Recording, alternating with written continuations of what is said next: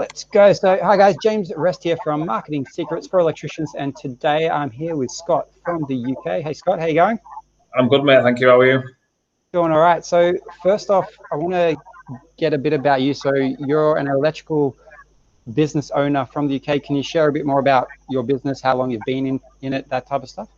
Yeah. So I'm from Blackburn, near Manchester. I've been in business, working for myself for about 6 years now. My current company, we're 2 years into building that. I started off as a self-employed electrician, just jobbing about, picking up bits of jobs, here and there. Didn't really know what I wanted to do. I just know that I wanted to work for myself. I had young kids, and I thought, the best thing is to manage my own time around family time, sort of thing. So if I wanted to have a day off for the kids' birthday, do you know what I mean? I could do that. That was the main. You can schedule that time in. Yeah, that's the main reason why I wanted to do it. And as I said, I didn't really know much about it when I started. I kind of just jumped into it to see where it went, and as we'll probably find out during this chat, it wasn't the wisest move doing it that sort of way. Cool. So then so your why, so the reason you got into business was to be your own boss or for your kids, or? Yeah, it was a bit of both, really. I mean, I kind of felt like I had more to offer than just being on the tools. I had ideas and ways of doing things that didn't quite match the companies I was at. I wouldn't say that I ever caused trouble or anything. I just felt like I worked really hard and was kind of unappreciated for it. I thought I could probably get more out of it by dealing with the customers myself. Which, yeah, and then, like I said, obviously I have young kids, so like I said, a lot of the time was trying to plan it around being there for them. I didn't want to be one of those dads that missed birthdays, missed sports days, things like that. That was a big driver for me, really. Yeah, that's an important part, and especially with the sparky or electrician trade, it's kind of, you can work a lot of hours. Yeah, it's like lots there, and if you're not the boss, it's do more. But then saying that in your own business, you can also work a lot of hours. So do you find that challenging to juggle, like making that time for the kids or what you want to do? Yeah, I don't, not so much now, because again, along the way I've learned it. But when I first started out, like, it's almost comical. I started out to be there for my kids, and certainly in the first 2 years, I was anything but. I was running around trying to do bits of invoicing, and you know how it gets. You're just trying to wear every single hat. You're the marketer, you're the admin, you're the electrician. It's so much to take on when you first start, isn't it? Yes, it's all you, just you. Yeah, exactly. It's really, really hard to do. So it's like I said, I think for the first 2 years, I wasn't there for my kids at all. It wasn't good. Cool. So that leads me to the next thing. How did you get to where you are, like, to this point where you got more control? Yeah, well, I'm a big fan of self-improvement. So as I mentioned, then I started off the first couple of years just jobbing about, trying to pick up bits of work here and there, and like I said, I wasn't there for my kids, and it all fell apart very quickly. I ended up taking too much on and suffering from stress and bits of anxiety and things like that. I'll share a bit later on the worst part of it and what caused it. But yeah, by trying to do too much, I was doing 12-hour days on the tools, coming back, then doing 2 or 3 hours invoicing with, like, the kids saying, "Oh, put us to bed," and it was getting too late. So then I didn't see them at all. And after, like I said, I had a bit of I wouldn't say a nervous breakdown, but it got to the point where I couldn't work for 2 or 3 weeks because it was too much to take on. It was harsh, mate, really harsh. And I know it's a big thing at the minute, talking about mental health, but when that happened to me, it wasn't as open as what people are now. So I felt a bit stuck. So once I'd worked through that sort of thing, like I said, I decided to go on a journey of self-improvement. I started reading more books because I thought to myself, there's got to be a better life than what I'm living. And you see, like I say, successful business owners and stuff. And I started questioning to myself. I thought, what are they doing that I'm not doing? Do you understand what I mean? So that's what led me down like a sort of self-discovery way. Your model success, if what you want, the only thing that's different is you're doing something different to them. So if they've already done it, that makes you don't have to it out yourself. Oh, well, exactly that. Like I just thought to myself, if other people can do it, there's no reason why I can't do it. And it led me to read. I've actually made a little note here to mention it. It led me to read a book called No Excuses by an author called Brian Tracy, and basically what it teaches exactly that. Don't blame the world for your situation. You've got to take control of it and own it, and you are in charge of your own, your own destiny. You have to decide what you want to do and how you're going to achieve it. So that was a big motivator for me in changing how I ran my business and getting to where I am today. Really, I started down the path of just on that, it's like you're taking responsibility, so you can then. It's like if it's always the world's fault, someone else's fault, you're kind of not taking the responsibility, so you can't change it. Whereas you're like, I've got control. I make the choices. It's a different, same thing. Like you're in the same boat, but you're just different perspective, and you can take a different action and actually do something about it and get yourself out of there instead of being like, the world's shit. I might as well do nothing. Well, yeah, exactly that. I mean, that's the biggest lesson that I learned along the way. And there was a saying that I heard, and it still sticks with me now. And it was, if you do as you've always done, you will get what you've always got. And that resonates with me so much. And I just think, if I'm not happy with something, change it. And it's like I said, I mean, for business running wise, I knew that I was poor on my numbers and understanding profit and loss, accounting side of things. So even now, a lot of my time and effort is spent into understanding it and trying to improve on it, so that I never get into a situation where I'm, overwhelmed. Yeah, and I guess that's the thing as well, because when you're on the tools, you don't have to worry about that. You just like do your job, go home. When you start your business, you're like, okay, I'm earning on whatever $100 an hour, but then it's like you got all expenses and all this, and then the taxes, and at the end of the day, are you really earning $100 an hour? Yeah, exactly. And that all ties into really what happened to me, where I took it all on and I was charging. I just guessed at what I should be charging. I thought, oh, this sounds about right. It was way too low, and a lot of, I'd say, unscrupulous builders and things like that saw me coming a mile off and took advantage. And like I said, I lost so much money. It was frightening, mate. Very bad. But in that saying that, you learned a lesson. You learned it the hard way, maybe, but you still learned a lesson. Well, yeah, exactly that. I mean, so I mean, even now, I try to push anything that I've learned along the way, my mistakes, to help people. This is why, obviously, why I wanted to have a chat with you today as well, because if we can try and get this out to other people, and even if it sparks them to think, I can maybe change myself, then at least we've done something there, haven't we? Yeah, for sure. That's a reason why I do this, to try and help electricians come together, share information, and together we grow and learn from each other. Because we're all, like, you may be good at one thing, but another electrician's got something else they want to share, and collectively you could come up with a better system or a better idea or a better business. So that's one of the main reasons for doing this as well. So that's cool.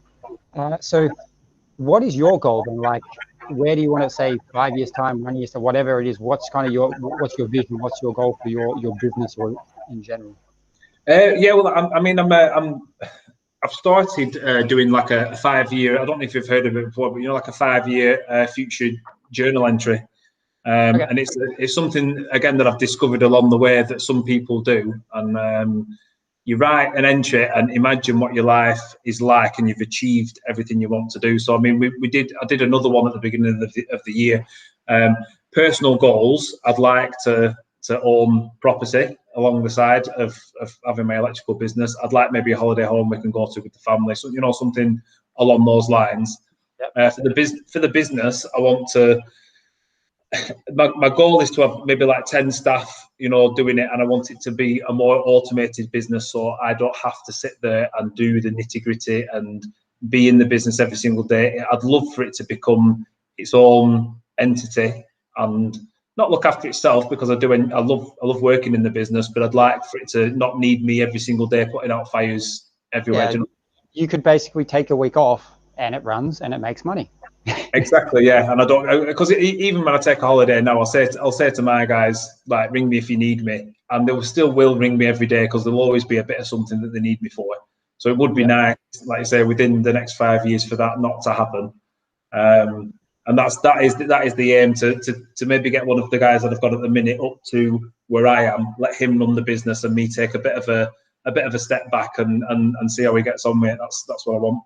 And then you can work on the business more so than Exactly. you know, that's the I don't know, a main reason I got into business, because I was like, I enjoy the tools, but I enjoy being creative and working on the thing. But then when I went in the business, kind of like you, I was like, I got surrounded by all the other stuff, and in that stress, and like, you can't be creative, you can't work on the business, because you're just like, oh, I got to do this stuff now. It's important, but what's more important is taking time to work on it, so the business and the structure you build actually sets that foundation, so you can get off the tools and you can have guys that will do the job and charge the right amount and actually know what to do, so they don't have to call you up every 5 minutes going, hey, what do I do here? What do I do here? yeah, that's exactly where we're at. It's easy to fall into that trap, and I find for myself, I schedule a lot, and scheduling is massive. And again, I suppose like this call today, because we didn't schedule it. I mean, obviously the people listening won't realise that it's taken a bit of time to try and get me on this call, because but again, it's proof in the pudding. I didn't schedule it in, and as soon as I scheduled it in, here we are, we sat and done. If you book the time, even if you say to yourself, I'm going to spend an hour this week at 9 o'clock on such a time to learn whatever it is you need, like I said, finances. Spend an hour learning finances. Once it's booked in, stick to it. That helps me massively in the way that I think. If it's scheduled in, it happens. If I don't schedule it in, you will never find time to do it. It's always something more important that like creeps up on you. Yeah, that's exactly it. Or some customer will ring up with something trivial, and you'll find yourself driving to the house for something that wasn't worth the time going. So yeah, scheduling is massive. Yeah, definitely. That's a big part. Do you have any just use like Google Calendar, or what system do you use to schedule? Google Calendar. I was with Microsoft for a while and used Google Calendar on the side, but I've moved everything over from Microsoft now to we use G Suite in the business, because Google Calendar is just great. Even simple things like just changing the colours of each type of task, I can just take a quick glance, and once it's booked in, it stops people getting disappointed then, because I'm guilty of saying yes to everyone. Do you know what I mean? And like customers like, oh, can you do this time? And I'll be like, yeah, no worries. And then when I actually look, someone's already got the slot. So now if I judge my day by my calendar, even picking the kids up from school, I book it in. I know that they get picked up at 3 o'clock. Of course I know that. But if it's booked in, I can see it. When a customer asks me to say, oh, sorry, I can't do that day, it's got to be something else. So it's massively beneficial having a calendar, Google Calendar. Yeah, for sure. Just curious, like, do you allow your customers to book you in automatically? No, no. I do know people that do it. There's a service called Booksy. I don't know if you know that. It'll probably be similar to other ones. But yeah, I think if we had something like that, I don't think for me personally I could make that work. I like to sit and schedule I've got one office staff, and we do scheduling on a Thursday. I like to schedule for the week ahead. I always leave either half a day or a day blank for overruns and emergencies and things like that. But yeah, I don't think if customers booked me, I could make that work, because it'd be too hectic. Yeah, I haven't tried it yet, or I didn't try it when I was running my business. I thought of doing it, and from the side up look of it now, I would try and do it, but for simple jobs. You know what I mean? Like, just not like, I don't know, big jobs, but just like a smoke alarm check or something, like just a simple job where that it's only going to take this amount of time versus, and then they can self-service. It's kind of maybe with Uber and all these other businesses, self-service is a big thing, and in the electrical industry, I don't think we've actually taken that on board yet or found a good way to implement it. You know what I mean?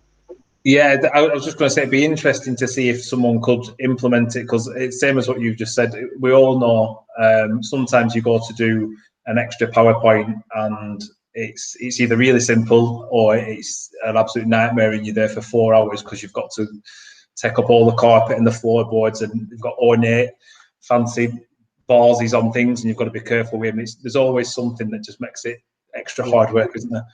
Yeah, for sure. That, and you never know until you actually go to the job as well. That's the problem. Yeah, very true. Cool. So what issues, like running your business, what issues have you been running into? What's your, like, do you have a worst moment, that type of thing? Yeah, well, I thought we'd come to this question. The worst moment does stem from, again, what I was saying initially, not properly understanding my pricing and being a bit naive. So there was a particular job that I'd worked on, and I had a gentleman's agreement with the builder. I'd priced it, I think I priced it at about £10,000, something like that. He knocked me down to 6, which in itself is ridiculous that I even said, yeah, but because I was young, I thought I need this job, and it was a really good job and would have looked good in my job portfolio. Like I said, very naive, agreed to do it for 6, and lo and behold, the job ended up coming in at about 10. When trying to discuss it with the builder, yeah, don't worry, I'll pay you.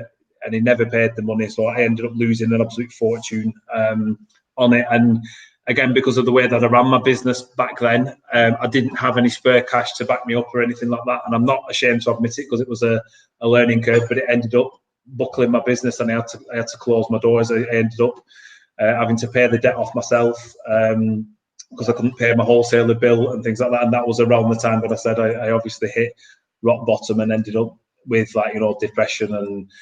But I mean, I look at it with a positive view, because if I hadn't have gone through that, I wouldn't be where I am today, and I wouldn't have known what I've done. When you're kind of small, like if you're 10 guys and you make a mistake, that's like that's a bigger mistake than if it's just kind of you learning. So in that sense, it was a blessing in disguise to have that. Yeah, that it happened early on. It was very early on, but yeah, it's a learning thing. I mean, even from the back of me and you chatting, I don't know if any of your listeners want to reach out and ask for any tips and stuff like that. I'm more than happy to speak to people, because if I can avoid anyone going through that, I will do all day, because it was horrific. But it was all naivety and not knowing anything. And like I said, this is why I love doing self-improvement and trying to learn as much as I can about everything that I'm not sure on. There's no shame in asking, I don't think. No, you're better off to ask if you're not sure, and not make mistakes, and make a mistake and cost you a year of your time, or how many hours do you have to work to recover or put effort in to get over that. I mean, sometimes there's lessons you learn and never forget, and the only way you never forget them is if you actually have to go through the thing. Yeah. So yeah, that's cool. So with that, how long did you reckon it took you to recover from mistakes? In terms of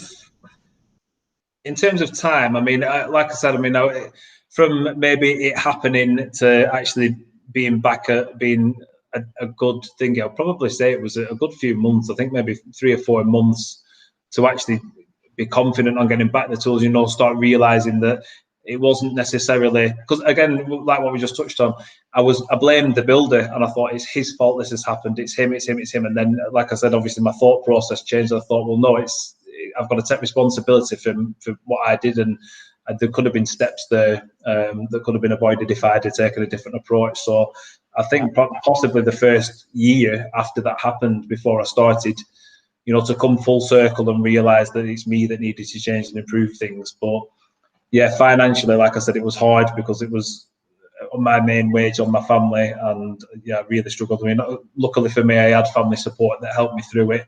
My mum was a big helper with helping me through all that. But yeah, to bounce back on my feet, I'd probably say realistically probably about a year. Yeah. So yeah, if you can avoid doing it, avoid it at all costs. Sure. Like even in Australia, like just recently with the whole shenanigans that are going on, there's been a lot of, or even the last 5 years, there's been a lot of builders who are like losing millions and just shutting the doors. Like they're going bankrupt in the millions of dollars, because they're they're just quoting badly, or just planning wrong, or whatever the case, but they're losing lots of money. And then all the electricians who are subcontracting to them, they lose out on lots of money. So like it's a mistake common in our trade. Like even the bigger guys that have been doing this for years, someone made that mistake, and then that whole company goes bankrupt because of it. Yeah, and it drags everyone down with them, doesn't it? Yes, exactly. And then all those Sparkies that had jobs. I don't know if you use Sparkies over there. Yeah, we do. I say that sometimes, and people look at me like, "What are you talking about?" Yeah, Sparkies. So, and then like it also affects the, like if you're in the domestic trade, it affects, like then you get a flood of electricians, but then there's more trade, the supply is less because there's more electricians in, and prices go down, and everyone then starts competing on price. So it's this ripple effect. Yeah. You see, I always find competing on price and undercutting each other is what kills our industry. It's just a race to the bottom. It's just not worth it. So many guys I know will try and throw freebies in without actually understanding what detriment it's having to them and their cost. They think that they're doing well, and it's the long-term cost is ridiculous for undercutting and trying to just do the work. I get some people might be desperate, but it's not a good way to go. We should be sticking together. I mean, plumbers don't do that to each other. Plumbers, especially in the UK, it's almost like they have a secret code and they all charge a fortune for doing a boiler, and everyone is the same. But our industry, we seem to undercut each other. I don't get it. Yeah, I don't know. Like I mean, it's the worst, one of the worst ways to do business, because it hurts the person, it hurts the electrician the most, because the customer, they win, they get the cheapest deal. It may hurt them as well. Like I've had plenty of jobs where I've rocked up to the taken the cheaper guy, and then they've called me later, hey, he didn't show up, or B, like lights falling out of the roof. Like, can you come and fix it?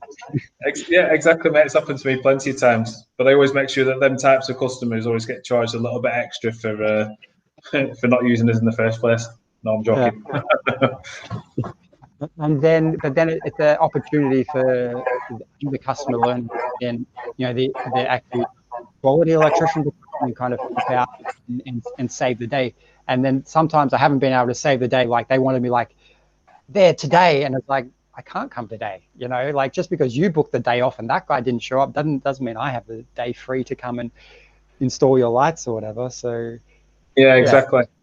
I think a big one as well for our side of things. I think one of the main things that we do to set ourselves apart from everybody else is we do take the time to sit down with the customer and get to know them personally and understand their issues and what it is that they want from the electrical job, and try and tailor the experience around it. Our company is big, and I'm trying to push even more so on creating a positive experience, not just a transactional turn up, change a light, do this. Actually speak to them about the job, help them with safety issues they might have on the property. And I've found customers are more happy to pay the prices that you're charging if you're delivering on service. If you turn up and just swap a light and leave, then yeah, you're going to get a low quality job because you're providing a low quality service. Whereas I have found one of the biggest things I've learned certainly in the past 6 years is you will get customers that are happy to pay for a good quality service if you're providing one. If you go the extra mile, people really question like why are you more expensive. Well, I say expensive, not like why do you charge more, but it's because you get more. I always say as well to people, it's like going into a Ferrari garage and saying, well, Fiat are only charging £3,000 for a car. Why is yours so expensive? It's because it's a different quality of service, isn't it? They don't question that, do they? Like they don't question the car difference. Yeah, you know the quality that you're getting, and that's what I try to speak. Any guys that I speak to, just try to say make sure you're providing a quality service, and that you do charge something that is enough to make you money, and you still not. I wouldn't say rip the customer off at all, but make sure that you're providing something. Yeah. Like, and business is about building relationships. So if you take the time to help build that relationship up front, of course, like they're going to be more trustworthy, and it's more of a long-term game. Like exactly that, yeah. Them up for the rest of their life, ideally, as long as they're in town or whatever the case may be. Which could, in Australia, I think the average domestic place or domestic customer spends about $500 a year. So that's like $500 in your pocket every year, ideally, if you work with that maths. Yeah, versus if you just do one job and they're like, he come and left. Next time I'm going to call another company because, I wasn't impressed, or he just did the job. But maybe, do you find people returning, like, or do you have a lot of return customers from doing that process? That's predominantly where we get our work from. I mean, again, just to touch back onto what I said about trying to do self-improvement, I'm not big on marketing. I've never really marketed, and it's an area I know that I'm weak on. So I'm trying to look on how to promote our business to other people. But nearly all of our work is repeat customers or word of mouth, just purely because we do a good service and people appreciate that. So we get recommended, and it's all recommendation based. I find that's one pillar that, so that would be, I'd say, a pillar of marketing, yeah, the referral side of it. And that's where a lot of electricians I've talked to, they're strong on that point. They're good at building. If you go into business, you kind of be more of a people person. Yeah, you like dealing with people and that as well. There's got to be that aspect. You can't deal with people. You're not going to get anywhere. So that's a Yeah. strong core to have. It's more, a lot of people struggle with new people, you know, doing extra marketing on Facebook, Google, whatever the case may be. So you're definitely not alone in that avenue. No, yeah, well, it's the. I mean, social media marketing is slightly easier, but certainly, trying to approach new customers, new businesses that maybe already have an electrician, and trying to explain why you provide a better service is, again, I'm not ashamed to admit it's a weak point for me, but because I'm a people person, I get on with anyone. If I'm in front of someone and actually get that first meeting, it's easy. It's just trying to get that first meeting that is challenging. But then, like you said, if you have certain pillars of marketing, if you rely on one and that one pillar collapses, say, for example, COVID-19 happening, and people aren't booking work because of referrals or anything like that, then you will find yourself struggling. Yeah, for sure. There's definitely one thing. Okay, so with your business at the moment, do you if I say you have a list, do you know what that means? What, a list of customers? Do you have a list of customers? Yes. Yeah, we do. And do you communicate with them on a regular basis? Yeah, it's good that you've touched upon that, because again, I suppose everybody has good customers and bad customers. I do keep in contact with them, but I mean, without trying to properly track it, I'm surprised that, because I've just, again, started tracking when I've spoke to someone and stuff like that, and sometimes it's months between. And I have found that even just calling up and just saying, "Oh, how's it going? You okay?" Stuff like that. Sometimes it jogs them to think, "Oh yeah, I do need some work doing," or "I know someone needs work doing." So keeping on your customers, and again, just providing a bit of extra service, even just saying hi and not trying to do a hard sell. You don't always have to sell something. No, It's just about keeping on top of mind. They're like, so if they need something, you're the electrician they call. They don't have to go, I'm going to look through on Google and type in electrician. No, they're just like, I know Scott. I'm going to give him a call. I got him as a saved contact as electrician in my phone. That's what you want to be on speed dial. Exactly, yeah, and as well, if you're not providing any sort of benefit to that customer, and you're turning up, doing the work, taking the money, and going, they're not going to think of you. But it's like you say, if you're constantly on them, and not even on them, but contacting them and just checking in with them, you're going to be more likely at the front of the mind than others. Yeah, totally. And I think that's a big part of it. Like, just because you don't need electrician every day. No. You do need electrician. Everyone uses power, so you do need them. It's just a matter of when, and are you going to be that person that the customer calls versus going on Google. So that's definitely a big part of it. What was an aha moment for you, or a success for your electrical company? I did jot this down. Yeah, we've already touched on it, to be honest, James. It's my biggest aha moment was, as I've said, that people will pay for quality service. And I didn't realise that at first. I always thought, oh, they're expensive. And like I said, I mean, if you're a good people person and you actually listen to what the person's saying and take a genuine interest in them, and don't just be selfish and think about what you can get out of it, and actually provide. That's a key point, Ed. Think about them, not you. Yeah, honestly, trying to think of other people, and it works in all aspects of life as well. Actually listening to what the person's telling you. And I found I even make notes when I've had a chat with a customer. I'll make a note on what we spoke about, so that the next time I see them, if it's like, oh, my kids have got a footy game next week, and next time I see them, I say, oh, how did the kids' game go? And the amount of people that appreciate the fact you've actually listened to what they were talking to you about, oh, it's huge. Yeah, it's massive. And like I said, that puts you in front of everybody else. So yeah, definitely, like game-changing moment for me was realizing that if you provide a good quality service, there's a lot of customers out there that is more important than the monetary aspect of the job, and they will pay to have you there, making them feel a lot better about the work and confident that you're a good person trying to do a good job. Totally. And I even remember one customer I went to, like, I just went to change a light, and I went there, and she was like telling me all her problems, and I felt like a counselor. Yeah, like just I was like, well, you pay me for an hour, so I can listen to and have a chat with you if you want. Yeah, Like, I've had it before, mate. It's strange. You find some customers, they tell you some strange stuff sometimes, and like you say, it's almost like a counsel session. But yeah, it's strange. Whereas I didn't used to have that. Again, from when I first started, I used to turn up, do my work, say thanks, bye, and then that was it. But yeah, you can't you don't. fight. You don't You have to be like, you have to make, connection, and you have to listen. Like, that's the key aspect of, you've got an opportunity. They've called you. You've got an opportunity to get into the door. That's huge. A lot of lead generation businesses, they send out 3 quotes. So you gotta, if you're the one going there and you win that job, take the time so they don't send out another 3 quotes next time. Well, exactly that. I think again, obviously, if people are into books and stuff like that, a great book around that is "How to Win Friends and Influence People." I don't know if you've read that. Yeah, Such a good book, and that again is just exactly what we've just said. If you take time to listen to people, not just in business but in your personal things, you'll reap the benefits from it. yeah, and that book's like, I don't know, 80 years old. I've got the Oh, 80th. it's really old. Such a And that, good book, still very it's relevant.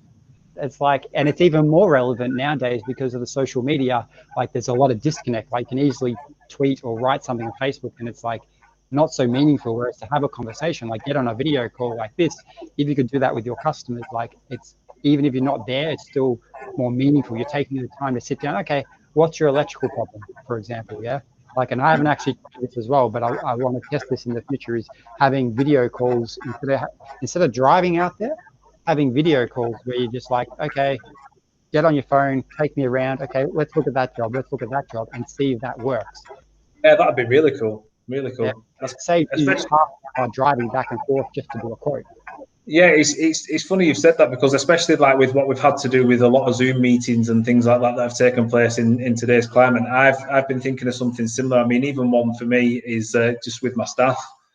Sometimes it can go up to a week where I've not actually seen the guys out on site doing it, because I've been doing my own thing and working on it, and even just not seeing them. Sometimes there's a disconnect there, and it's just people skills. If you're not there to support people, do you know what I mean? People don't want to work with you. It's like they don't be everything, isn't it? Yeah, like your employees are your customers too. Yeah, like Yeah, you've got to support them. You've got to make sure they're happy, because if they're not happy, they're going to leave. yeah. Well, yeah, it's true. Very true. So any last tips or anything else you'd like to share? Yeah, well, like I said, I mean, if there's anything that you're ever unsure on, always ask. There's no, just get past the embarrassment of not knowing, and always ask. If you're weak on something, always look to improve it. It's touching up on everything that we spoke about today. But I mean, I've got to say that saying again: if you do as you've always done, you'll get what you've always got. If you're not happy in your current life, change it. Do you know what I mean? There's stuff out there. There's people out there that'll help. I mean, like I said, if anyone wants to reach out to me personally, I'm on Facebook. My name's Scott Holt. Search me, chat to me anytime. I'm always open, and I'm willing to help other people set them on the right path. Try and surround yourself. I'll put a link in the description for people as well, so they can find Yeah, you. that'd be great. I think if you try to surround yourself with either other successful people in your industry or like-minded people that can just help you out and stuff, you'd be surprised at how far you can get just by asking for help, because there's always people out there willing to help and try and help other people along. No, for sure. And that's, yeah, as the mastermind factor, getting, what's the rule, like, you're the sum of the 5 people you hang around with. So, or you can divide the average salary, or not even salary, it's like whatever level they're, that's what you're at. So if you want to get better, you need to kind of also reach above and have them part of your circle. And sometimes that's actually making a conscious choice. Like, hey, there's a person who's got what I want. They look successful. Can I reach out? And this is part of marketing too, reaching out, and can I be friends with them, or not selfishly, but actually genuinely try and be friends with them. Yeah, it's true. They say, don't they? They say be the dumbest person in a smart group of people. That's what you should always strive to be. You don't want to be the smartest person in the room. If you are, you need to find another route. Yeah, well, exactly that. Yeah, definitely. Oh, cool. So, who would you recommend to be featured next on the podcast? Oh, if you can get him, Greg Allen from he runs something called the Electrician Success Academy. He is just absolutely brilliant. He's someone who I would consider one of my mentors. And again, he is someone that I found doing something similar as what you're doing. He has a podcast, and I reached out to him, and I've joined his academy, and that's helped me massively. So yeah, like I said, if you can get him on your show, mate, that'd be awesome. All right, cool. Cheers. Sounds Really good. pleasure. And what I like about that is you're from the UK, he's from Australia, so distance isn't a thing. Yeah, like wherever the people are that you want to network and connect with, say with today's technology, it doesn't matter where in the world you are. If you've got an internet connection, you can connect and work something out and communicate and get better from helping each other. That's it. That's what it's about. So, and then where to find more about you? So, you have a website, something that people. Yeah, I can put it in the link after. But my website is www.hpelecom.com, hpelecom.com. That's just a bit about my business, what we do. And like I said, if anyone wants to reach out and ask me more, I'm always available. I'll schedule you in just in case I miss it. Make sure to schedule an appointment with him. Don't that's cool, babe. Well, yeah, thanks for being on the show. It's been great having you on and sharing and getting to know you a bit. And we'll maybe catch up again sometime. Yeah, that'd be great. I'd enjoy doing that. Thank you for your time. I appreciate it.